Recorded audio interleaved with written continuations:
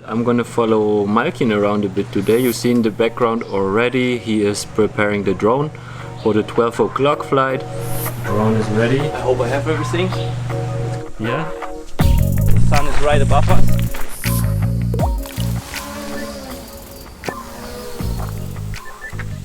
So this is the flight plan we will do, and it's around 1 hectare.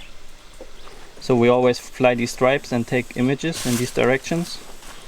And all of these images are overlapping, so in the end we have a big map of all the trees in our research site. And this is where we will start now and where the calibration panels are. Thermal imaging with drones has become really popular in the last years.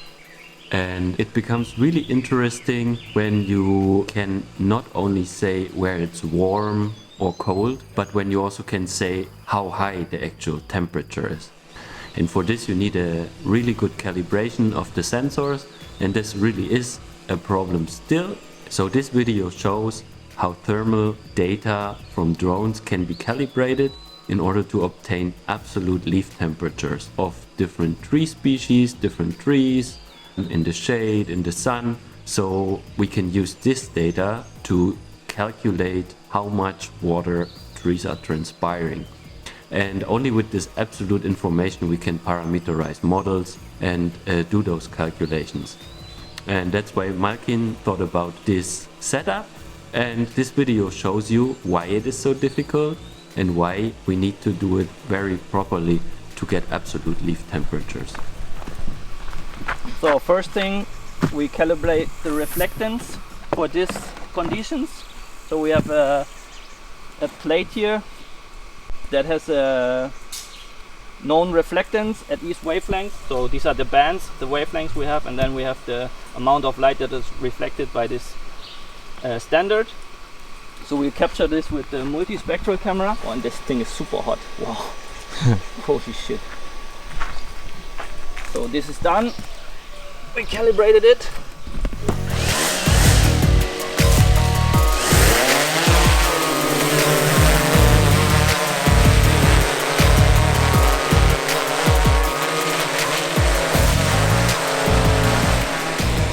So next I upload the mission to the drone. Come on, mission starting. So now we'll take the first reference measurement here at this point, and then it will start to go for the first stripe. So we have 3 different plates, and we measure the temperature below the surface constantly with a small data logger. This is recording. We have 3 colors, so they are different temperatures because they absorb more or less radiation. So they have different temperature. I can show you later how they change when we have these changes in clouds. Now we get a big cloud, so they will go cool again. That's flying over to the calibration panel. So it just went there now and took an image of that, recording the temperature of each of these calibration panels.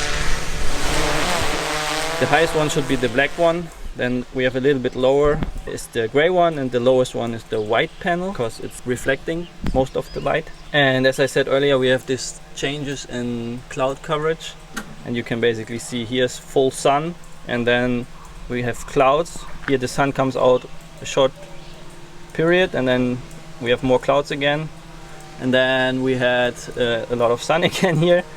And if I refresh, because now we have a cloud again, the temperature should be low again. As you see, it goes down a little bit again. So it's constantly changing. So what we are hoping that we can kind of correct for this when we repeatedly measure a calibration panel on the ground.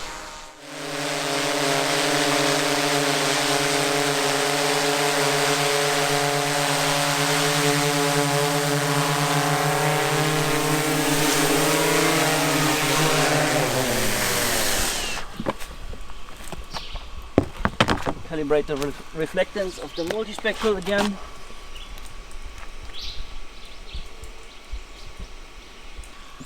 That's done. And then we write down the reference panel for the 2-point calibration again. So black before was 56.8, and now we have 55 50.6, and we have a gray one which is 54.6. The white one is right now at 40.9. Dunzo!